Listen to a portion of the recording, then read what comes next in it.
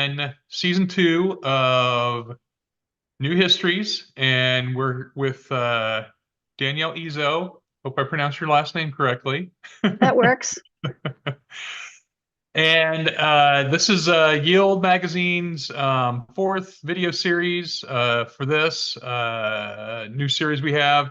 It's hosted by Gregory Eddie Jones. Gregory is a post-photographic artist and writer exploring the intersections of photography and new technology.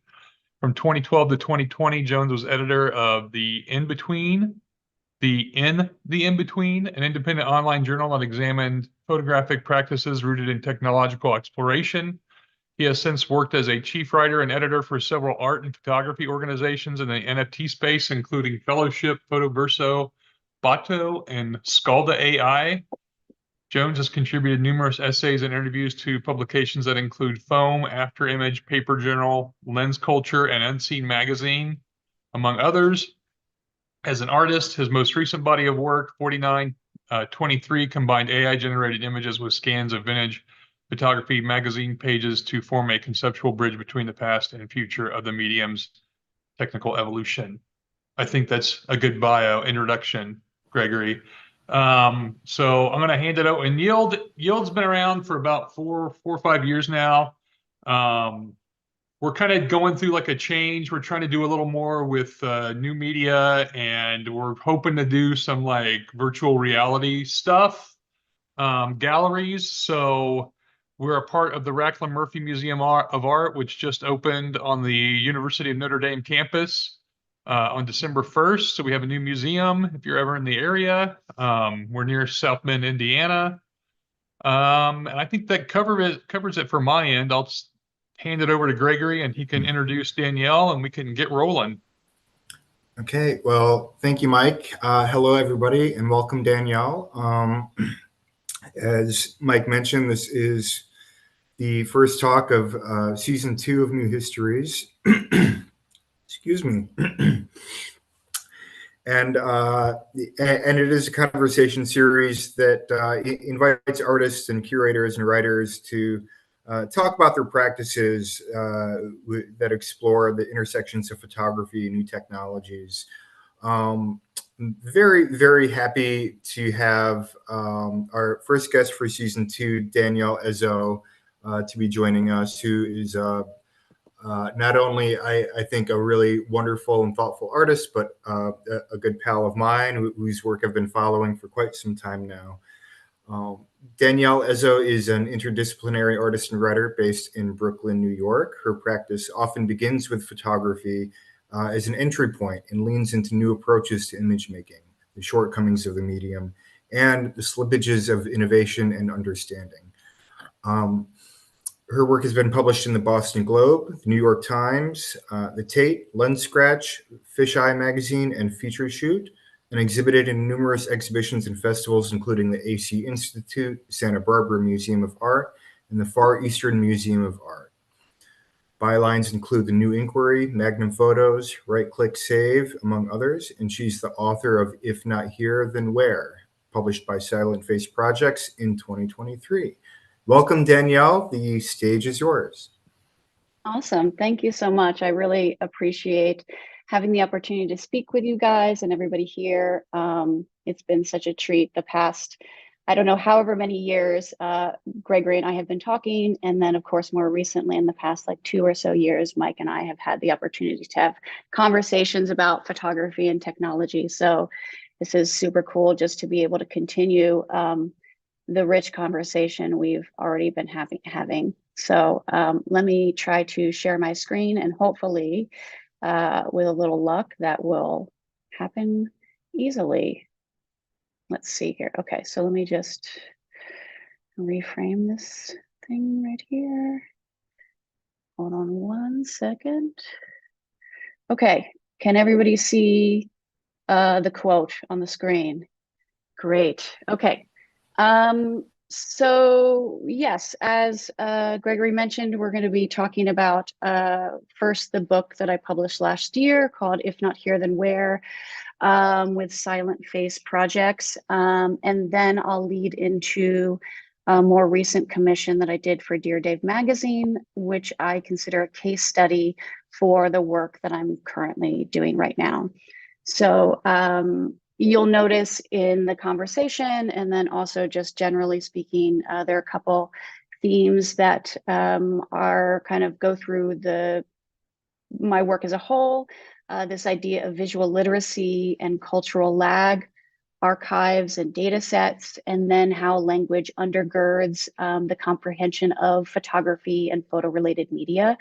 So with that in mind, I wanted to start with this quote by William F. Ogburn. He was a sociologist in the early 20th century, and he was the person that coined the term cultural lag. So cultural lag occurs between the various parts of modern culture and are not changing at the same rate. And so some parts are changing much more rapidly than other parts. And that since there is a correlation and interdependence between those parts, a rapid change in one part of our culture requires readjustments through other changes in various correlated parts of culture. And so essentially what this means in a very wordy, roundabout way is that, technologies and innovation in material culture changes a lot more quickly than ideas and practices and ideals. And so there's this weird friction that happens when new technologies come out. And so this is something that I think about a lot in regard to my own work in identifying the gaps between technology and how we as a society understand and place ourselves in relation to that technology. So with that, we will jump in to the first project. So in 2021, we were at the height of the pandemic, and I was thinking a lot about all the artifacts in museums that were packaged up and hidden away outside of public view and not having the opportunity to be seen by people. Up until this point, for myself personally, I was much more interested in viewing art in person in the gallery and museum context, and not work that was presented or mediated by screens. I was generally very frustrated by the process of seeing art that way and avoided it at all costs. But with the pandemic, really was forced, like we all were, to reconsider how I engaged with work. And so this series was a response to that aversion. And not long before, I think it was a couple of years before that, the Met had set out to digitize their entire collection of artifacts, which is over 500,000 artifacts, I believe, at this point. Many of which are rarely seen or curated into physical exhibitions. It could be anywhere from stuff that they receive from estates, anonymous postcards and love letters, broken pottery, so on and so forth. And so much of this was now online and easily browsable and free for the public to peruse on their website, which is essentially a search engine. And not only that, but they encouraged people to download the images that were labeled open access images. So essentially that's basically anything that's public domain in their archive. And so, of course, there's a lot of benefit to this for the public. Anyone who can't go to the Met or doesn't have access for whatever reason to museums of this caliber now had access to their collection kind of in a much broader sense than was ever possible in person. So I found that to be really exciting. So I began slowly picking through this huge archive and individually clicking into objects and printing them out and constructing these very delicate mobiles made of paper and wire and tape, and then rephotograph them on mirror. And so through this process, there was a series of translations that were occurring from the original artifact. As you can see here, there's perspective shifts. There's this doubling effect that happens because of the mirror, sunlight bouncing off of the glass and then reflecting back onto the paper, creating strange patterns. And so that was kind of my first grappling with these images. I was initially drawn to searching the archive in a more intuitive way, which is just to say stripped of all its historical significance. So I was gravitating and moving through the archive based on color and form and composition than anything historically significant or like region or media. I was just letting all historical and contextual information kind of let it go by the wayside. So in a second here, actually, yeah, in a second here, let's see if I can get this to play. So this is what the Met browser looks like. There's a variety of options for filtering their collection, including material, geographic location, so on and so forth. And so at the top, you can see there's a field that's open for any kind of metadata that you can plug in. And so you'll see in a second, I'll click into one of the artifacts and you'll get to see what the profile looks like, any information that the museum has about the artifact, and any kind of documentation. So for instance, with this particular artifact, there's only one image. I think I'll click into another one here that has multiple views. Yeah, so you'll see there's all these different views of the object, but each kind of documentation is drastically different. And so it really got me thinking about how natural language is the fuel for the search engine. And it really made me wonder about what happens when the user becomes the curator, or curation is left up to an engineer to create a framework like this, or even if curation is simply just removed altogether from the art and artifact viewing experience, and what I could run into, what limitations could I run into with those things in mind. And so you probably saw a moment ago, I typed in the phrase female artist. And so I was really, my first foray into this was just figuring out okay, let me just see all female artists on one page. And my assumption there was, historically, most big institutions their collections have more male artists than female artists. And so I assumed I would get a modest list of female artists on one page, but I thought that would still be quite interesting to see. And what I discovered, as you can see here, is it did not bring back female artists, but it brought back artwork that had female bodies in the subject. And so that to me was really an interesting kind of artifact of navigating this search engine. And I wondered how much of that was intentional or planned for, or if had I just found something that was errant about the system. So the study of archaeology has been a huge inspiration for me, just generally speaking, but especially in this process. The mining of the digital and physical artifacts has a lot of parallels in terms of methodology. It's about the digging and the cataloging and the categorization of things to build a base of knowledge and understanding. And there's something specifically to me that's super invigorating about that hunt and sorting through large amounts of material to create alternative narratives and unearth forgotten histories and create new patterns of information. So even within the Met's archive, there's countless images like this, where you see the evidence of the archivist's hand. To see the documentation process is to acknowledge that there is, on some level, a human subjectivity even to search engines and large systems like this. And I love thinking about all the people that went into the process of making this massive thing exist. So in realizing that something as simple as gender I was unable to search for, it became clear to me how metadata plays such a huge role in how these collections are shaped. And then, of course, the stories we tell about the work as a result. And so essentially, if embedded bias plays a role in the viewing experience, then it plays a role in the historical narratives that we tell. And so, mind you, at this time, this is, 2021, 2022, we're in the greater political landscape talking about this very thing. We're talking about a post-truth society. And so it felt like the ramifications of what I was doing and what I was discovering on this, in this kind of microcosm in my own little weird art studio, were also reflected out into the public. And we were all kind of thinking about similar things, albeit at greater scales.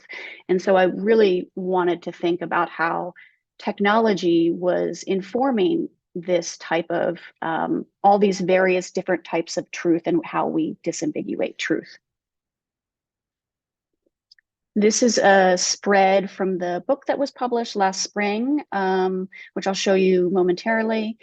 There are a couple experimental text pages in the middle of the book that are printed with silver ink.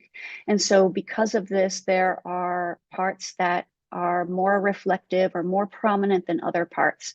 There's parts of the files, these are metadata files, they're called JSON files that are on the back end of the METS API. So another really cool thing about their system that they have there, and they're encouraging of artists and people to use their images, is besides using the web browser that they have, you can go into their backend API and download massive amounts of images at one time. And so you write a little script and then you can download hundreds and thousands of images at once, as long as you have enough space on your desktop. So I wanted to see if the framework of how they structured the search engine considered gender in the first place, or was this something like where did the problem reside? And so what I discovered, and what you can see here, is gender is in fact an option. If gender is known, you can put it into the JSON file. However, most of the time they're either left blank or mislabeled. So, you know, there are a million reasons why something like this could happen. First and foremost, it's probably just funding and time and priorities. Like, it's probably a lot less not conspicuous, but like of a something that's a problem. It's probably like a funding issue when it comes down to it. However, the framework is there, and as we can see, it drastically shapes how we experience the material. And so that was just this, it's just a fascinating thing to see. And I say this every time I talk about this project, that if anybody knows anybody at the digital department at the Met, I would love to do a residency or talk to someone there, because I would love to see what their thinking was in the process of developing such a system. So as the project progressed, I began adding this reflective tape to pin down the artifacts to the mirror. As you can see here, for me, it's a metaphor of lossiness and the distortion of information, and that there's this kind of erasure that happens based on how we search through the archive. And so, as an example, Penelope Umberco was a person that I was thinking a lot about in the development of this work, and she's a huge inspiration to me personally. Otherwise, she works a lot with the internet and search engines as a way of speaking about larger cultural narratives. She talks a lot about this idea of collectivity in her own work. And so you can see here, this is like a large scale installation of a singular object. In this case, it's the moon. And I think the installation is called Everyone's Photos, Any License. And so she mined the website Flickr for really common photographs that other people take, such as sunsets or sunrises or the moon or the sun, and constructs these large installations that together speak to something bigger than any one single image could.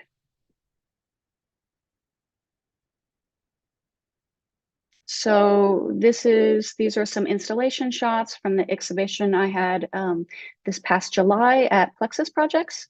It was also an opportunity to do a little bit of a larger scale vinyl piece. And I love that with this particular project, there are many different iterations of how the work can express itself.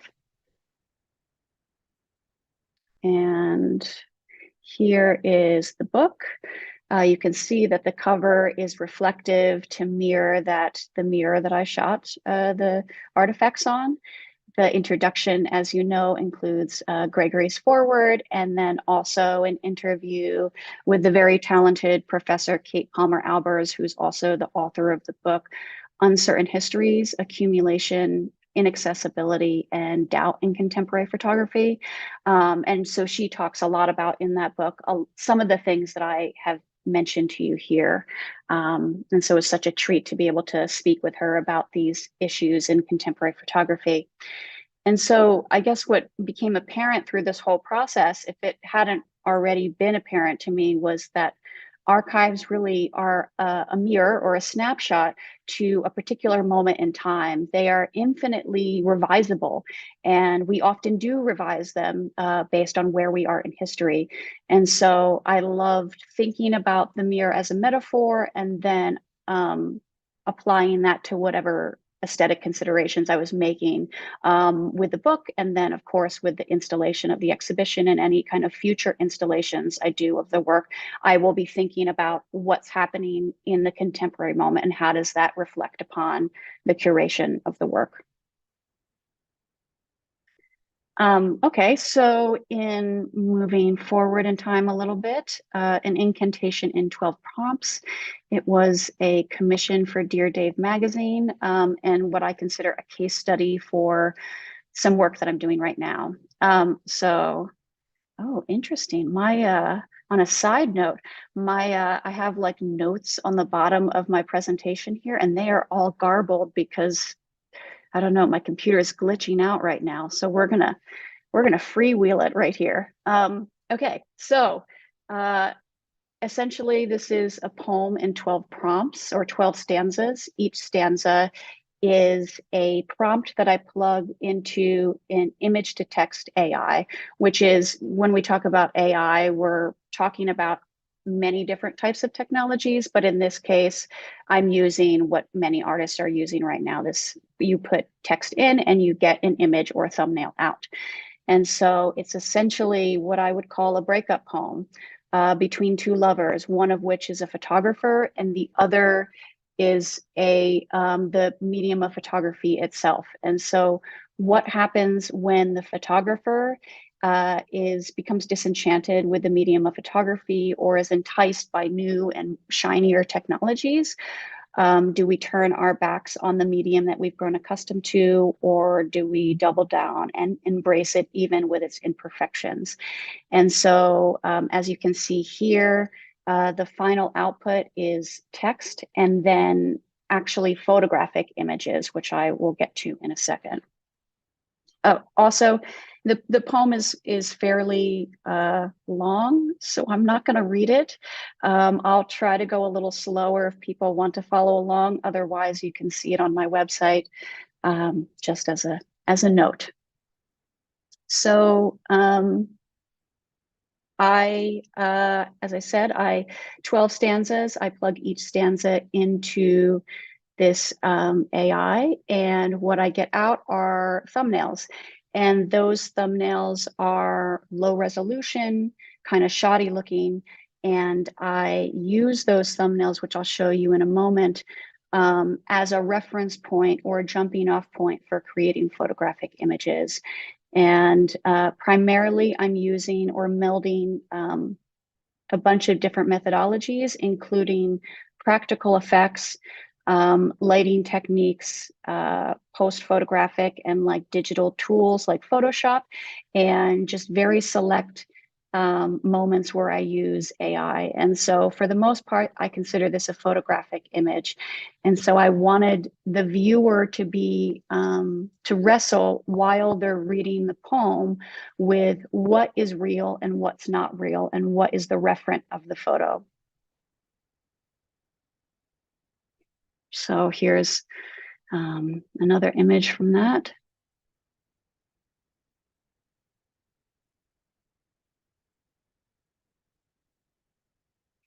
So in the process of doing this, I kind of discovered, and for all of you, Gregory included, who are using tools like this, most of us know by now that the technology is moving very quickly. And so resolutions are getting better. The photorealism is becoming more of a thing. Like at times, if they're done well, these images can become indistinguishable from photographs, which both makes it very exciting and super scary because of the implications of what that means.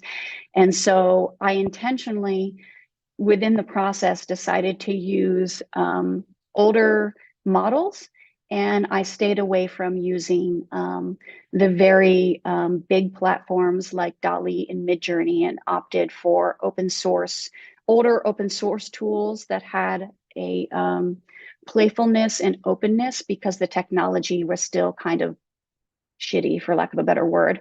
And so yeah, this is the last in the set. I'll go in a second and like show you a little bit of what I was doing, but I'll wait. So this book I talk a lot about, but I can't stress it enough, of faking it, manipulated photography before Photoshop. It is a huge inspiration to my work as a whole, but I was very much thinking about this particular book in the making of this last project. This is two diptychs, two plates, or not two diptychs, but a diptych, two plates of pages in the book, which kind of just demonstrates the how manipulated images have been around since the inception of photography itself. And so I know we're talking about this a lot right now with the advent of AI and how sophisticated synthetic imagery has become, but it's been a part of photographic history, and it's essentially, you know, mirroring some of the things that were there from the very beginning. So this photograph was taken in 1867, and it's a composite image of the sky and the foreground to create a perfect exposure. And so in many ways, it is similar to what the large data sets, the models that are used for AI, which are trained on millions of photographs and illustrations in the same way. So this is a data set of 2 versus AI, which is a data set of however many millions. Of course, there's a lot of issues around this, but the correlation still to me is very striking. So here are some of the thumbnails that I was mentioning to you before that I made in the process of plugging in the stanzas. And I would save any images that I thought were interesting. These, if you were to blow them up, I think are 200 pixels by 200 pixels. And so they're really just low resolution, but it was a jumping off point for me to go into the studio. And at the end of the day, I was using like maybe several different thumbnails to create one image, or I would start out using one image as an inspiration and then go on a complete tangent in the studio. And the final result was nothing like the original image. And so basically, as I understand it, many people are either using the image that comes out of the AI as the final image and not part of the iterative process.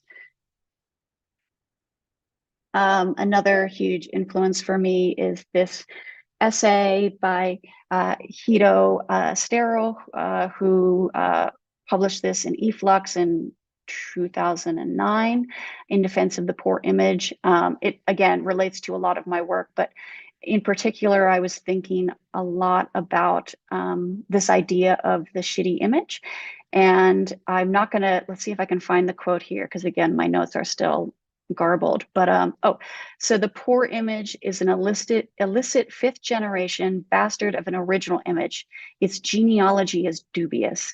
And so I just love thinking about these thumbnails that I was making as having a dubious genealogy.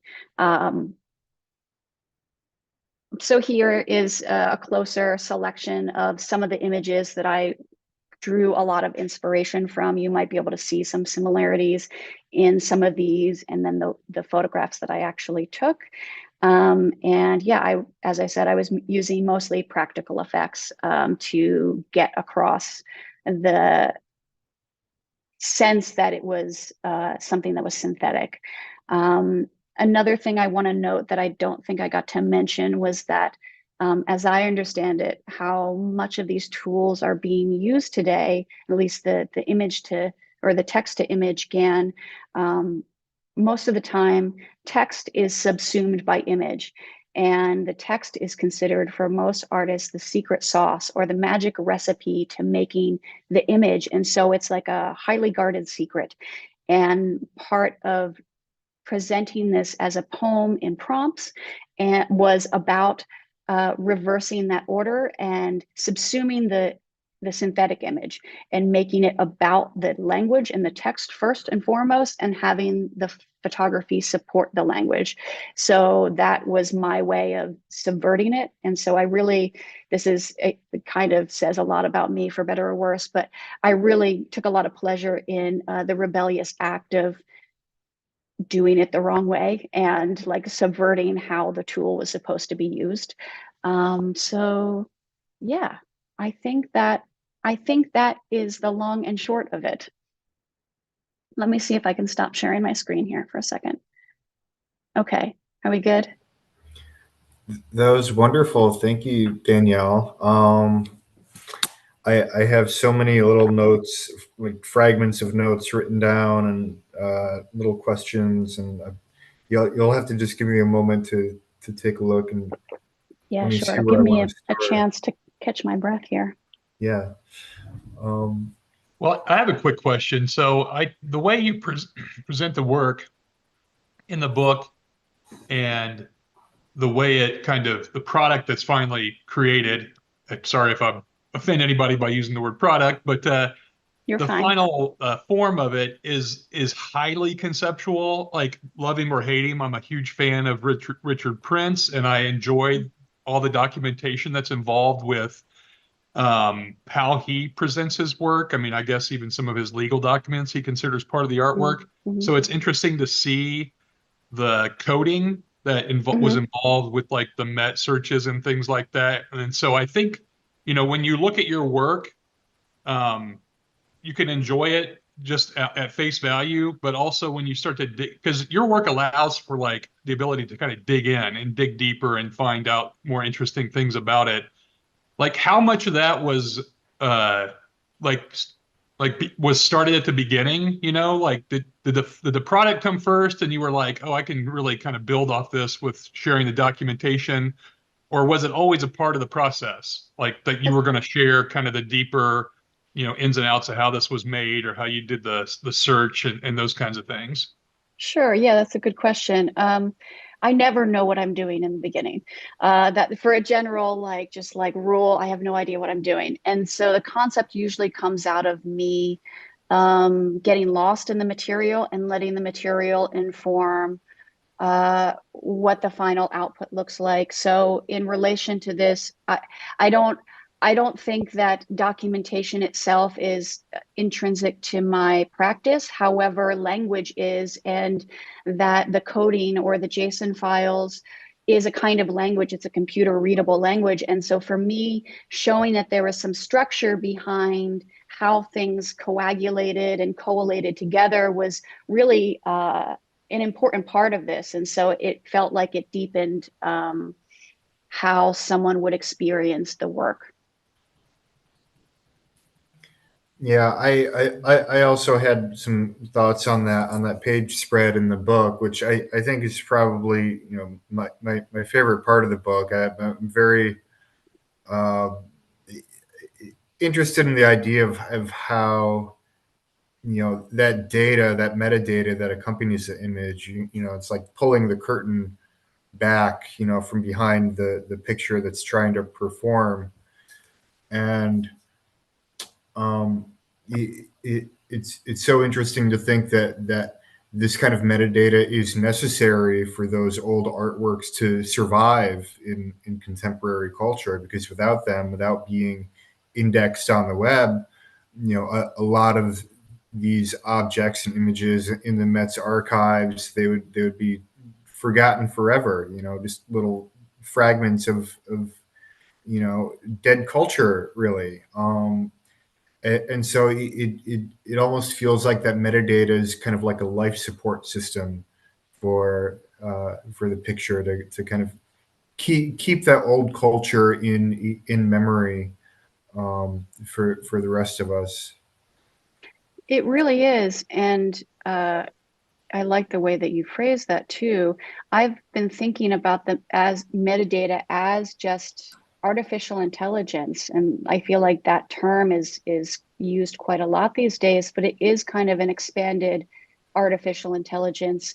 In a way, it was, pre how we describe it today, but it's something that augments the image and allows us to understand what's happening within the image and pinning it to a certain time and a certain framing of information. And so, yeah, the images have always been historically dependent on text. Like without it, you can apply any idea or theory or, canon of discourse, on top of an image because it's just, there's no contextual information grounding it.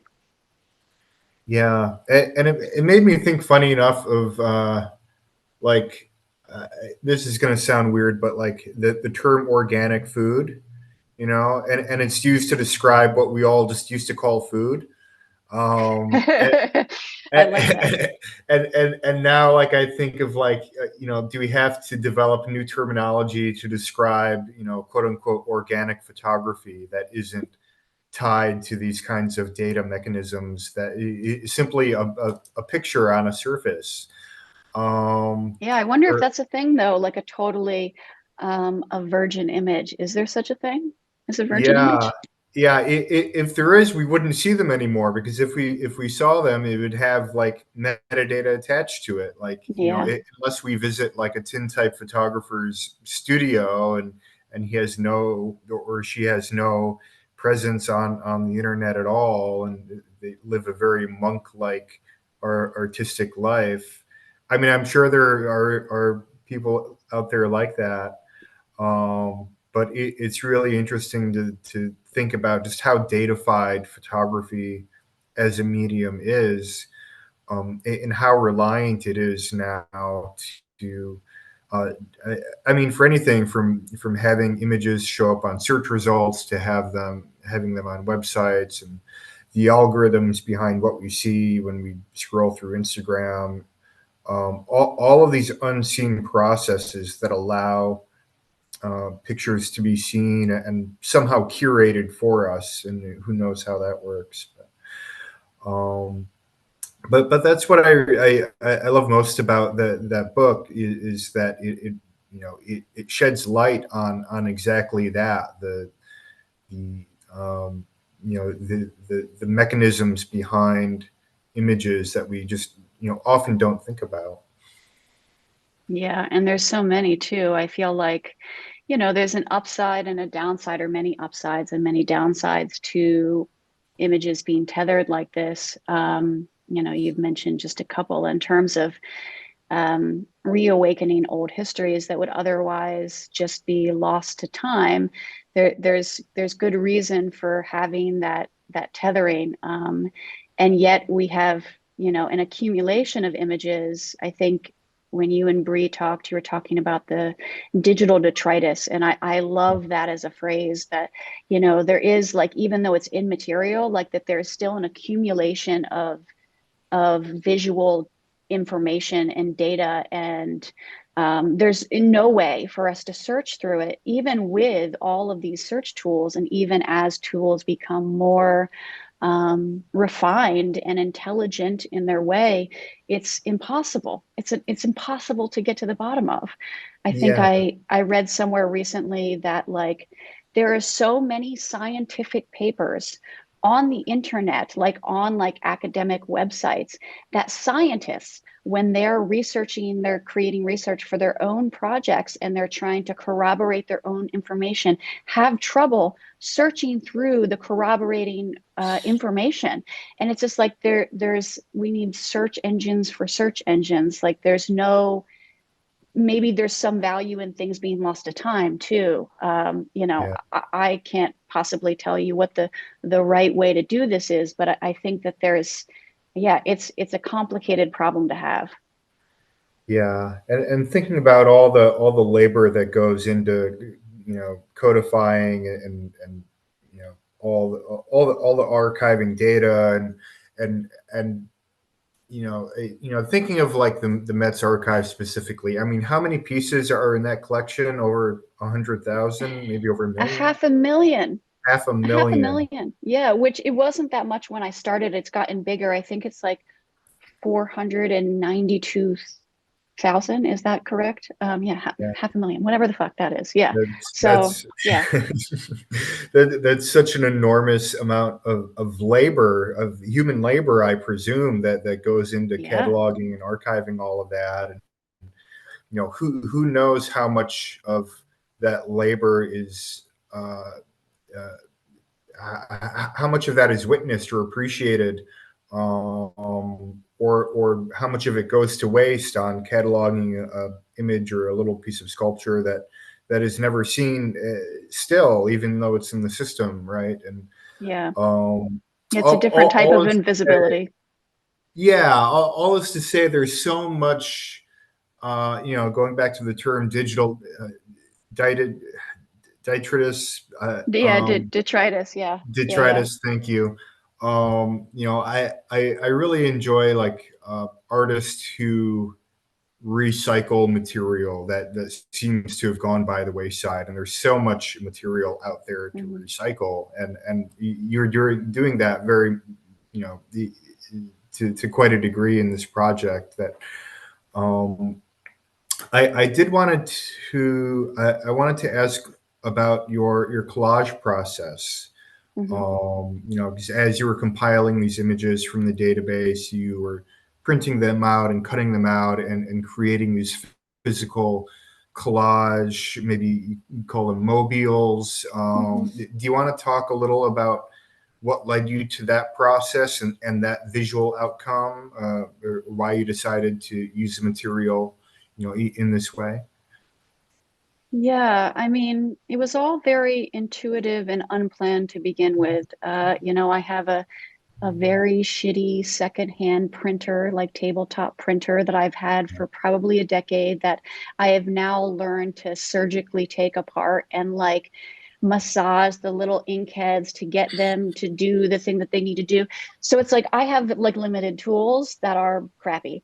And so I was Yeah. like, well, this is what we got. And I went to a hardware store and got a big piece of mirror. And at the same time, I had moved into a new studio, which for all the people that are aware of Brooklyn, there's, just the tri-state area and general neighborhoods, that there's a lot of tall buildings. And so I'm in an area that doesn't have tall buildings. And so every time I would walk into the studio, it was all sky.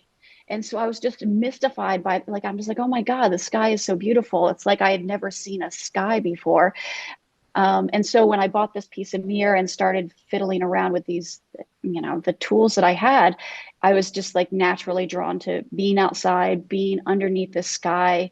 And the sky really represented to me this the ambiguous nature of surfing the internet, and how the internet is not really one place but all places, and virtual space is not one place but all places. And so there was a homelessness to these like skyscapes that I was using. And yeah, just the wire and tape, these are things that I had at my disposal. I would have friends come over to the studio to look at the work, and there was a huge debate for a long while about whether or not I should retouch the wire and the tape out. This was like the biggest conversation about Mm, the work as it developed. And I really like bucked against this idea. I wanted you to see how fragile they were, and how like kind of for lack of a better word, stupid. Like they're kind of like, they're just impermanent. Like you just blow on it and they would fall over. And in fact, you know, being outside photographing, it was windy and it was like impossible to get these stupid little things to stand up straight to photograph and have them look nice. And so, but there, that was important to it because these connections on the internet are very fragile. Like these are all like very fragile things that I just like happen to be sitting next to each other in the search engine or pop up as images next to each other on a Google search or are in your feed back to back. And so it felt like a very good comparison to make, and having the wire and the tape there and the paper be what it is. And you can see in some of the images that they're colored, they're miscolored. That's because of my printer. Like there's all these like distortions that happened, and I just wanted that to be part of it, that these tools are imperfect, and that is in fact the point that I'm making. See, Yeah. that's the part I appreciate also, is that I mean, that's very transparent. I mean, you're telling us how the process and about how flimsy it was. And so like all this documentation, I think, is just part of expressing, is an expression of the final work, you know? So I think it's good when artists share this information. Some artists aren't good at sharing information. Some artists aren't good at being very transparent about how they created something. But I think the ones that are, when you find out how it was made and you find out, oh, this was flimsy, it was garbage. You know what I'm saying? Like it's refreshing on one level, but it's also just a part of your artistic process that I think people can appreciate more, especially people that are really kind of understand the context of conceptual art, conceptual photography, and things like that. So I just wanted to mention also, if anybody wants to ask a question to Danielle, to raise your hand. There should be a little button that says you can raise your hand, and I'll get your mic on and you can ask her a question also. Also, Danielle, I do know somebody that works at the Met and worked in the digital department. He doesn't work there now, but I'm sure he has connections back to the Met. So I'll ask him if he has any I would insight love that. to this also. I would love that. Yeah. Yeah, Mike, I figured you might have a unique insight into Danielle's work. I know you do a lot of copy photography of artworks for museum, and you've had a lot of that in your history. So, yeah, we've had a lot of good conversation. The interview that I did with her was really great, and just talking about how her work, like especially the taped over images on the mirror, you know, just talking about this idea of like hidden knowledge and about how you know it's there, you just can't access it. So like things like that geek me out as far as like archives and, you know, art objects and things like that. So, you know, that's another thing about artists, and like there's so many artists out there, and then when you find somebody that kind of connects with the way like you conceptualize things also, and just this idea of the vast amount of data that's available and how to kind of navigate that, and then finding out that this is kind of impossible, like that kind of stuff, and just see it visualized makes it more interesting. Yeah, we had an especially good conversation. For anyone who hasn't read that interview, that you should, you know, do that and check out all the other interviews that Yield has done, because I feel like you're a very good interviewer, but especially in our conversation, I feel like because you're, you know, a curation geek and nerd, as you say, and there was like, we had a lot to talk about, and I felt like it was more than just surface level questions. And so we got to really go deep. So I appreciated your attention to detail in that conversation.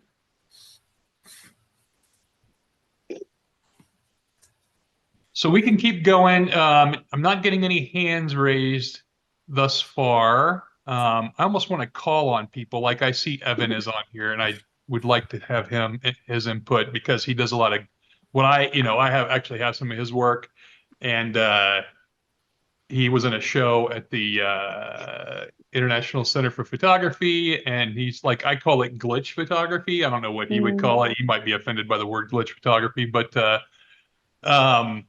so yeah, so if anybody has a question, process, the presentation, anything else you know about Danielle, feel free to ask a question. Gregory, you can hopefully not anything that else they know about me. That might be Yeah. a very different conversation. Well, okay, we'll I'll make sure they go straight to mute if it gets too personal. Exactly. So. Yeah. So Gregory, if you want to keep asking questions too, and we'll, I think we have another 10, 15 minutes. Great. Yeah, for sure. As you were talking about your process of making these physically, I had a few thoughts about, how an image just travels, right, from like location to location, and kind of like, because the original images behind, this project are hundreds or thousands of years old. The photographs of these ancient objects, and the way that the photography, it can record this and essentially start like this cloning process where like these alternative images can be made. It is really interesting to me, and how those images kind of travel from network to network, and from location to website to the printed page, back to virtual space, and how you take these images and bring them back into the physical world in a way, is really interesting. But also, like, you talking about I mean, maybe the sort of kind of haphazard process of putting things together. It makes me think of these old objects as, I don't know, there's kind of a sadness to it. Um, how do I put this? Like I'm thinking of like culture in this kind of like Darwinist way, where like some kinds of like, some kinds of art, some kinds of objects simply just fade away in away from any kind of memory, and these objects that you've used to basically recycle, I feel like they're almost on their last legs, like the leaves like shaking off of the tree branch in autumn. I don't know if there's any real question there, but I love everything that you just said, and I feel like maybe less so in that project, but I'm like an adult goth, okay? So like the melancholy of how images, move and evolve is like you're speaking my language. And so the fact that you even see that in a series that has like such like bright pops of color, and it doesn't maybe have it imbued with that same sense of melancholy, I mean, that is you're speaking my language. And I think, most of us probably on the call here think of photography as this melancholic act, and it has been associated with, mourning culture and spirit photography, and the act of looking back is always kind of tangled up in making images. And so it's such a weird thing to think of synthetic images as something that is inherently in front of us, or like an image that has not been taken. So you would associate it with the future. And yet, like you say, there are these artifacts that are just like kind of falling by the wayside. There's no real way to preserve them as much as we try to. Yeah. Welcome, so Evan's Evan on here. He should have some good questions. He works a lot with digital technology and photography. And so go ahead, Evan, what's your question? And maybe you just introduce yourself also, just so people have an idea of where you're coming from. Yeah. Hey, Danielle and Gregory.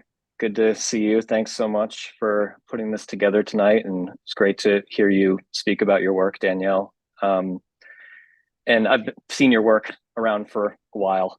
So yeah, nice same. I'm such a fan of what you do. Thanks so much. Yeah, and we were both in Fisheye recently, so it was nice to see that too. Thanks so much.